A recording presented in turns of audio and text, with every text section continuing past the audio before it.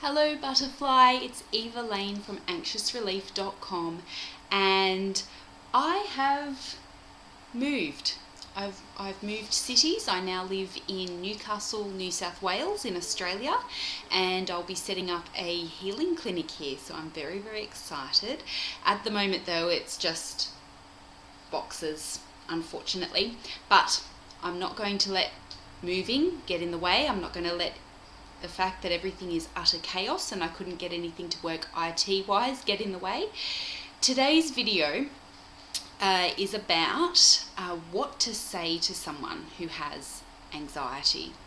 I get a lot of emails asking advice, and a good portion of those emails, I'd say a good 15% of the emails and Facebook messages I get are related to people that love someone with anxiety. So whether that's your wife, or whether that's your daughter, your best friend, or your flatmate, it's a common theme amongst emails that I receive, where people are close to someone who experiences anxiety and they want to know the best way to help someone who's experiencing anxiety, and they want to know the best way that they can help them get through a panic attack, or in some cases, people feel that they want their loved one to see the light, they want to fix them,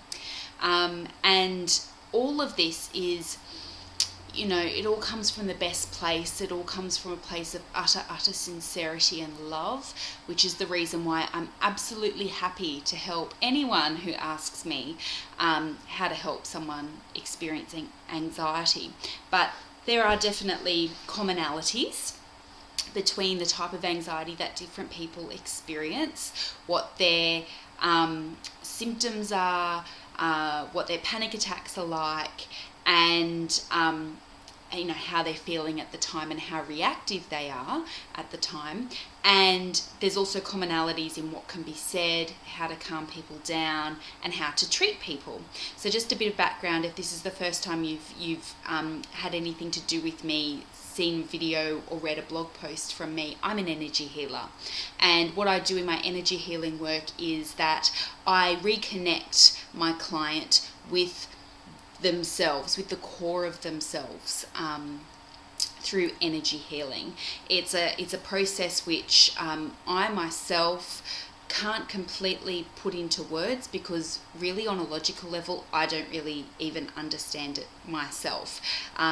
This energy healing vibration that I have was given to me directly from the Archangel Michael when he visited me when I was going through one of the worst panic attacks of my life.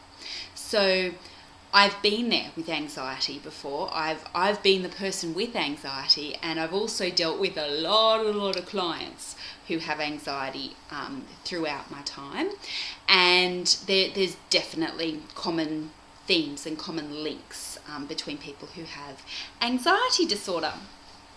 And the best way to talk about what to say to someone with anxiety disorder or going through a panic attack is probably to talk about what not to say.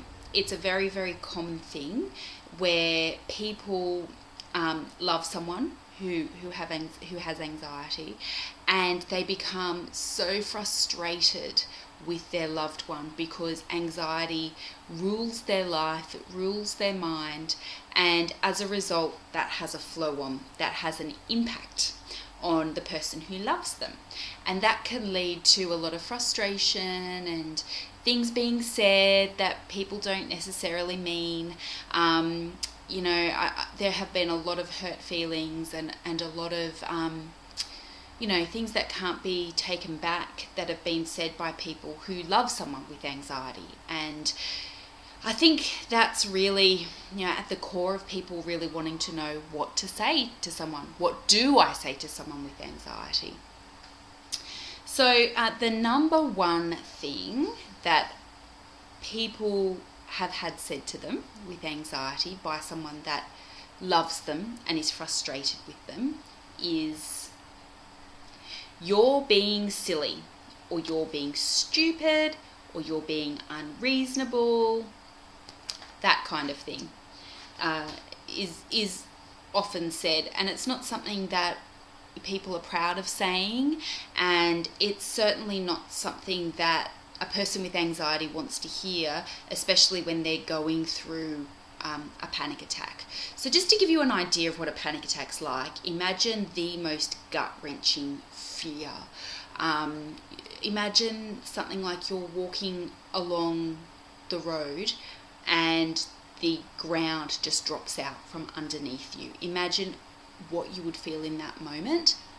That's what a panic attack is. It's the flight or fight mechanism that's triggered by the body as a result of something that's usually subconscious that's been triggered to make that fight or flight mechanism happen. A lot of the time, people with generalized anxiety don't really understand what's making them panic. If you do know what makes you panic, if you do know what your triggers are, then that's a really, really good thing, because that's not the case for many people. And people who experience nocturnal panic attacks, they don't understand what triggers their anxiety either. All they know is that they're terrified, they're in the grip of this unimaginable terror. They don't understand what's going on, they don't understand why, and then you're telling them that they're being silly, and that they're being unreasonable, or that they're being stupid. And most of the time this is said out of frustration, because you've been dealing with this enemy, you've been dealing with anxiety for so long. But a better way to approach that sort of same statement is to open what you're saying with this statement. So, I understand that this is anxiety. So, the most important thing that you want to do when you're speaking to someone who has anxiety is that you want to name it. You want to acknowledge the fact that it's anxiety that's making them behave this way. Anxiety's in the driver's seat. It's not your loved one who is actually making themselves behave in this way.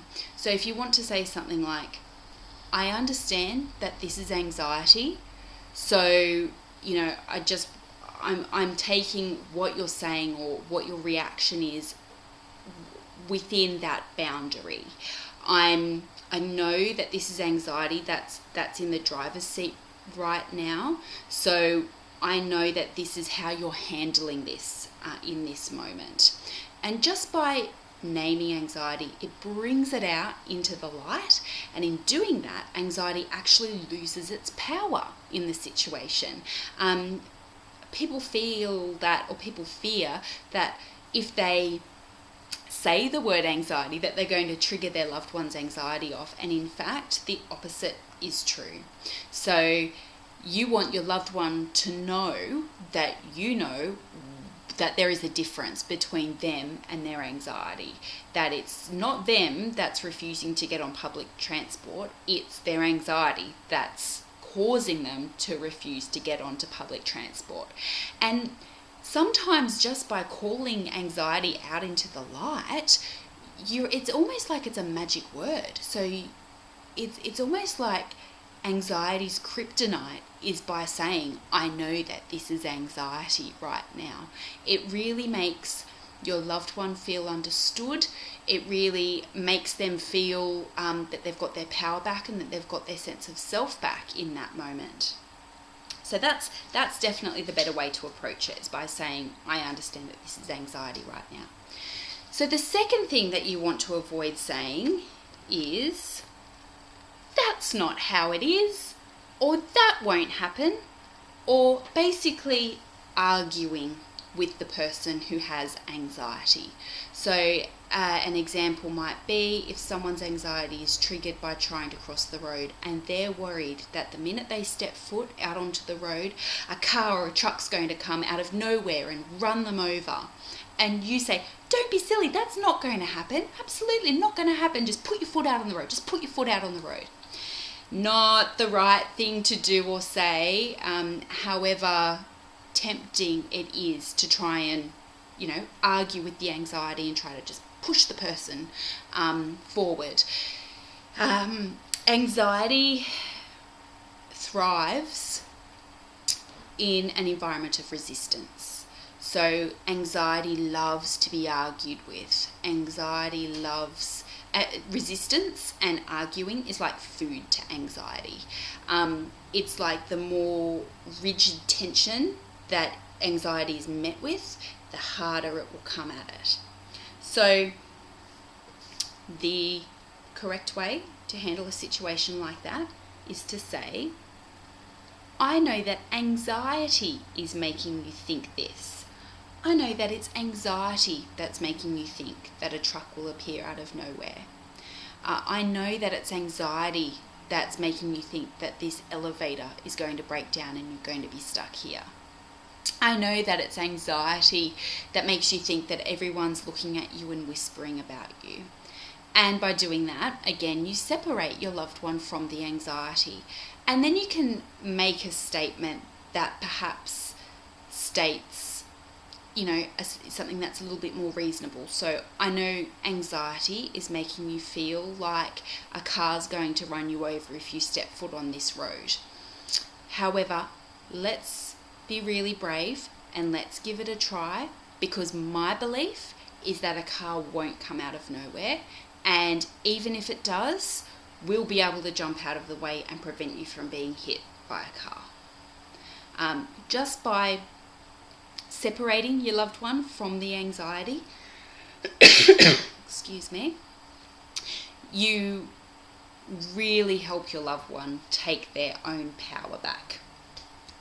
Throat chakra being a little bit affected there.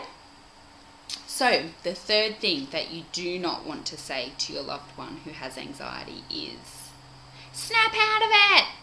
Snap out of it! Get over it! That's another common one. Just get over it. Or grow up. Or isn't it time you moved beyond this? Or not this again. Snap out of it. There's so many different variations that people's loved ones have said to them that really, really create hurt and more trauma. And it comes from a place absolutely of frustration.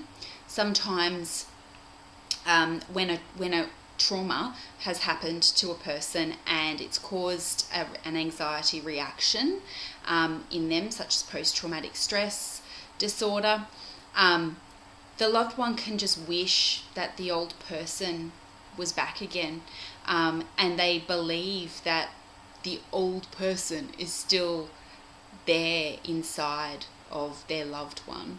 And that's true, they still are. They're just coping with anxiety. They're just coping with a medical condition, which is preventing them from being that old self that they once were. But telling them to just snap out of it isn't going to make them snap out of it.